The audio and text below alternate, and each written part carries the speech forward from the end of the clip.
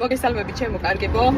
მოკლედ მოვიდათ რო ჩვენი წასვლის სულ რამდენიმე დღეა დაგვრჩა და ერთად გავემზადოთ, ჩავბარგდეთ, ჩავლაგდეთ და აუცილებლად კიდევ მინდა შემოგთავაზოთ ვიდეო იმასთან დაკავშირებით, თუ როგორი იყო ეს 9 თვე ნახევრიანი გამოცდილება, რამდენად ღირს საქართველოში დაბრუნება ყოველ შემთხვევაში ჩემი ოჯახისთვის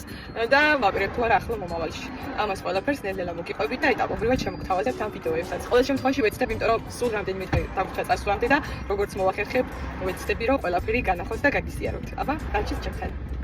პირველ რიგში ჩემი გამოცდილებით, რაც შემიძლია ვთქვა და გაგიზიაროთ, ეს არის რომ ყოველთვის ვცდილობ საჭირო ნივთები შევიძინო ადრე, არ დაველოდო ბოლო წუთებს, ბოლო დღეებს, რადგან ისედაც უკვე ბოლოს ძალიან ბევრი საქმე არის ხოლმე. თან აქვე უნდა აღვნიშნო მთავარი ამბავი, რაც არის რომ მივდივარ თურქიშით, რაც ნიშნავს რომ თითოეულ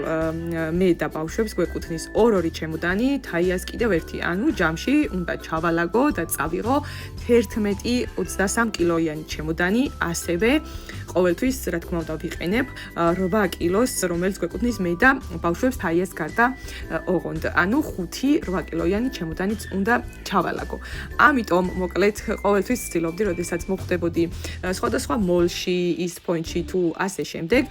შემეძინა ის ნივთები, რაც მჭირდება, ის იქნებოდა საჩუქრებად თუ ოჯახისთვის. მაგალითად, ყოველთვის მაგიდის გადასაფარებლებს, რანერებს, ასევე ჭურჭელს, რომელიც ულამაზესია და თქვენს ხედავთ ვიდეოში, ვცდილობდი, რომ როდესაც მოხვდებოდი, ბლუ ტაბლაში მეყიდათ. თუმცა, ასევე მინდა გითხრათ და გასწავლოთ და გაგიზიაროთ, რომ ლილოს ბაზრობაზეც შეგიძლიათ შეიძინოთ ძალიან ბევრი, ულამაზესი ნაჭრები და შეაკერინოთ მაგალითად მაგიდის გადასაფარებლები, იმიტომ რომ საკმაოდ ძვირი გამოდის, როდესაც ერთ დაურს არ ყიდულობ და თქვა ყიდულობ საჩუქრებად, საკმაოდ ძვირი გამოდის, რომ იყიდო ესე და ლილოში არის უამრავი არჩევანი და შეგიძლიათ მოკლედ შეიძინოთ